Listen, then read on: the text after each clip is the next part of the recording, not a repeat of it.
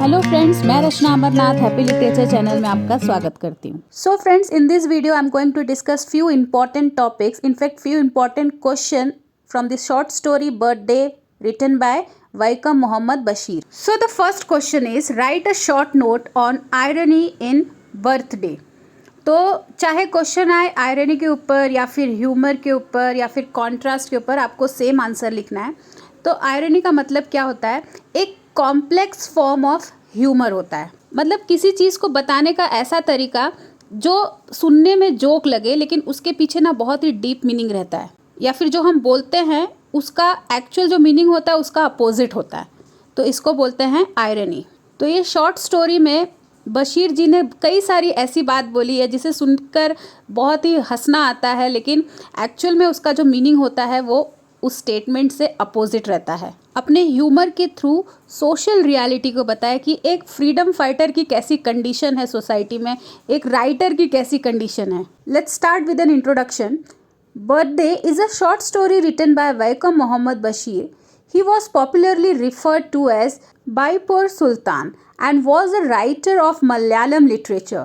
He was a writer, humanist, freedom fighter, novelist and short story writer noted for his path-breaking, down-to-earth style of writing that made him equally popular among literary critics as well as the common man. Birthday, a short story, is about the life of an idealist writer who was active in our freedom movement and who lived the life of a selfless Sufi. तो ये story किसके बारे में है? एक activist के बारे में है, एक फ्रीडम फाइटर, एक राइटर के बारे में है। The story takes us to social life in an urban area in Kerala 6 decades ago. तो जो पहला एग्जाम्पल था ह्यूमर का या फिर आप बोल लो आयरनी या कॉन्ट्रास्ट का, वो ये था जब बशीर सेल्फ मॉकिंग करता है, मतलब अपना ही मजाक उड़ाते हैं। उन्होंने कहा कि मैं शायद पहला इंसान हूँगा जिसे लैंडलॉर्ड नहीं चाहता होगा, मतलब जो भी लैंडलॉर्ड होते हैं वो सब चाहते हैं कि उनके यहाँ पर किराएदार आए, लेकिन बशीर का जो लैंडलॉर्ड था वो नहीं चाहता था कि वो रहे। क्यों? क्योंकि वो रेंट पे नहीं करते थे रेगुलरली। फिर वो बोलते लैंडलॉर्ड के अलावा 2 पार्टी है जो मुझे नहीं पसंद करते, वो थे होटल कीपर और गवर्नमेंट। चलो, होटल कीपर का तो मैंने कुछ पैसा ले रखा है, उसका कुछ पैसा बाकी है मुझे देने के लिए, लेकिन गवर्नमेंट का तो मैंने कुछ नहीं लिया, फिर भी वो गवर्नमेंट मुझे नहीं पसंद करता। फिर आगे बशीर बोलते हैं कि मैंने अपने रेजिडेंस के बारे में बात कर लिया है, फूड के बारे में बात किया है, कंट्री के बारे में बात किया है। अब मैं बात करूंगा अपने क्लोथ्स के बारे में, शूज़ के बारे में और लैम्प के बारे में। तो ये स्टोरी में बहुत ही अच्छा एग्जाम्पल है आयरनी का और कॉन्ट्रास्ट का, जहाँ बशीर ये बताते हैं कि एक राइटर, एक फ्रीडम फाइटर जिसके पास कुछ नहीं है, मतलब उसे ये भी नहीं पता कि वो अब रात को क्या खाने वाला है, और ऐसे सिचुएशन के बाद भी, इतनी डिफ़िकल्टीज़ के बाद भी वो एक फ्रीडम फाइटर है, वो देश के लिए कुछ सोच रहा है। और दूसरी तरफ ये भी अपनी कंडीशन को हाईलाइट करते हुए ये भी बता रहे हैं कि लोगों के पास कितना कुछ होता है उसके बाद भी सेटिस्फाइड नहीं रहते, और यहाँ पे बशीर जी के पास कुछ नहीं था फिर भी वो आराम से जी रहे थे।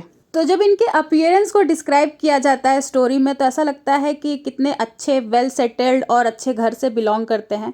फिर धीरे धीरे ये पता चलता है कि जो भी ये कपड़े पहने हैं, शूज़ है या फिर जो भी इनके पास चीज़ें हैं, वो सब इनके फ्रेंड्स ने इन्हें दिया है, जिसके वजह से इनका एक जेंटलमैन लुक आता है। फिर इसमें स्टोरी में दिखाया जाता है कि 2 लड़के होते हैं, वो कुछ बेच रहे होते हैं, कुछ डोमेस्टिक वेयर बेच रहे होते हैं। तो वो लोग शॉक्ड होते हैं ये जानकर कि ऐसा दिखने वाला इंसान के पास पैसा नहीं है। तो इसमें क्या कॉन्ट्रास्ट है, क्या आयरनी है कि जो चीज़ दिखाई देता है वो ज़रूरी नहीं है कि एक्चुअल में वैसा हो। तो elaborating on his outward appearance further ahead in the story, Basheer describe how he has borrowed his dresses, shoes and other personal effects from friends and keep up the appearance of a gentleman, while in actual fact he is a pauper.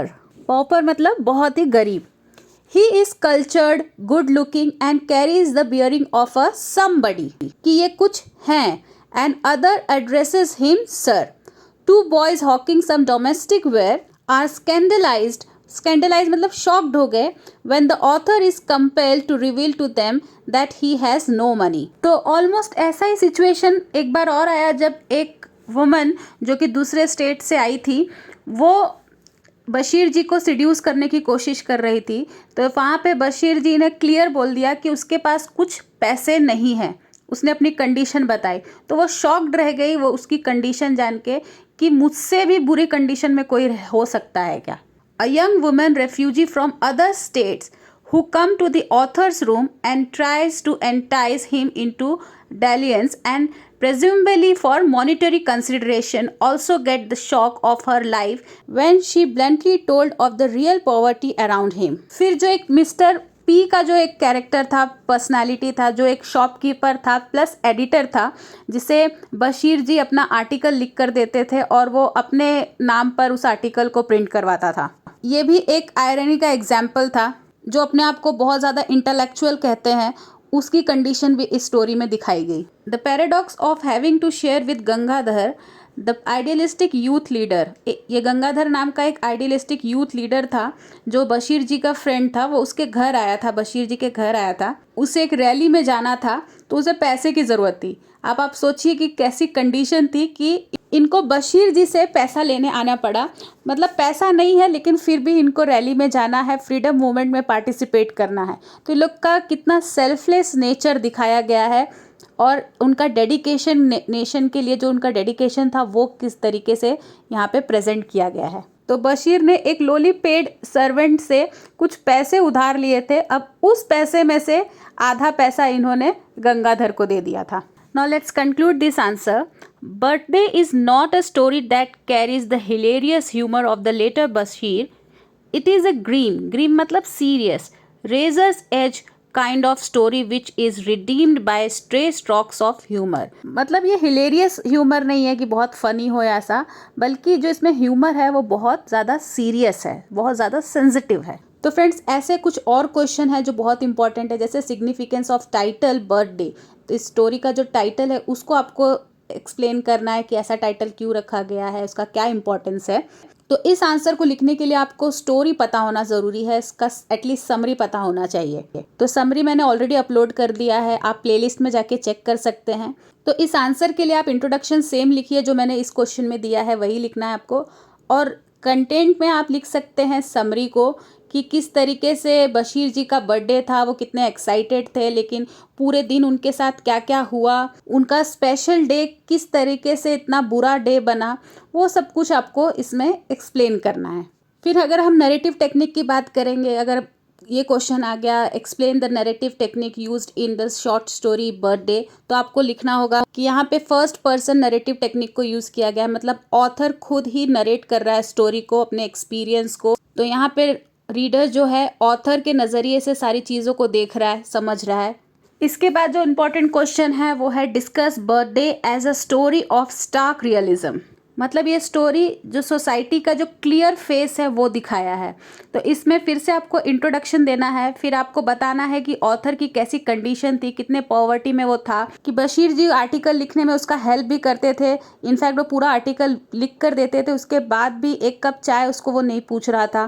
फिर जो landlord है वो उसके पीछे पड़ा था। Hotel keeper मतलब जहाँ पे वो अक्सर खाना खाने जाते थे, वो उसे उस दिन खाना नहीं दिया जिस दिन उसका बर्थडे था। फिर उस चाइल्ड लेबरर का गुडनेस दिखाना है, बताना है कि मतलब जो एक्चुअली में कैपेबल नहीं था, जो खुद एक गरीब था, उसने बशीर जी की हेल्प की, और जो कैपेबल लोग थे वो उसे इग्नोर किए, अपना पल्ला झाड़ ली। फिर उसके फ्रेंड का इग्नोरेंस कि उसको इनवाइट करके खुद कहीं और चला गया।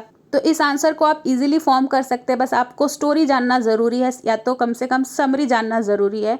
तो अगर आपको समरी चाहिए तो आप प्लेलिस्ट में जाकर चेक करिए। तो फ्रेंड्स इस वीडियो में बस इतना ही। अगर ये वीडियो आपके लिए हेल्पफुल है तो प्लीज़ इसे लाइक कर दीजिए, चैनल को भी सब्सक्राइब कर लीजिए। तो मिलते हैं मेरे नेक्स्ट वीडियो में नए टॉपिक के साथ। तब तक के लिए आप अपना ख्याल रखिए। बाय।